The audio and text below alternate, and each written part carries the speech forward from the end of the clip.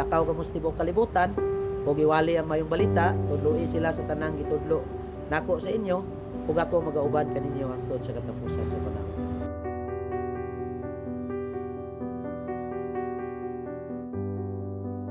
Kasabay ng kanyang pagsiserbisyo bilang sundalo, si Kaatu Joshua Jacobo nagbahagi rin ng salita ng Diyos sa mga pasaherong dumadaan sa Sirawan Checkpoint Turil, Davao City.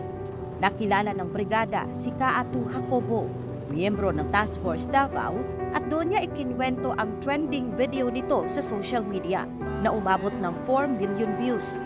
Nakuhanan kasi ng isang netizen si Jacobo habang nag-iinspeksyon ng bus, napansin niya may sakay itong pasyente at dinasalan ang bata habang nasa bus. Nakita nako ang nanay nga nagadala og oxygen.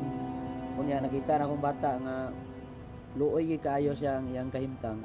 Nagpasalamat jud siya sa Ginoo nga naa daw mga tao nga ingon ani nga bisag naka-uniforme gibuhat gyapon ang bulaton para sa Ginoo.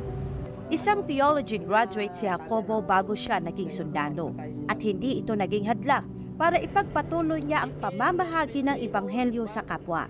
Kaya naisipan itong mangaral na rin sa mga pasahero. Dili lang gina-check na mo ang mga bus padulong dito kung padulong diri kundi naga-share po ko og gospel. Kay daghan po ang mga tao nga wala po mga personal nga relasyon sa Ginoo. Daghan po mga tao ba nga natawag na to mga hopeless, no? Wala na paglaom sa kinabuhi. Pero kung makadungog sila og mensahe pulong sa Ginoo pinaagi sa iyang alagad dili na sa kuha. Ikinatuwa ng mga opisyal ng Task Force Davao ang ginagawa ni Jacobo dahil bahagi din ito ng kanilang civil military operations, isang programa ng Armed Forces of the Philippines na layong panawakin pa ang ugnayan sa mga sibilyan. Lipay sila.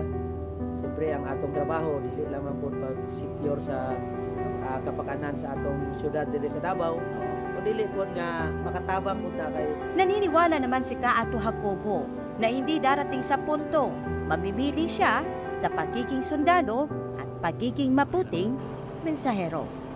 Dili siya, wala siya ginatawag na to nga conflict. Kay portion man ang pagtawag sa Ginoo sa tuwa.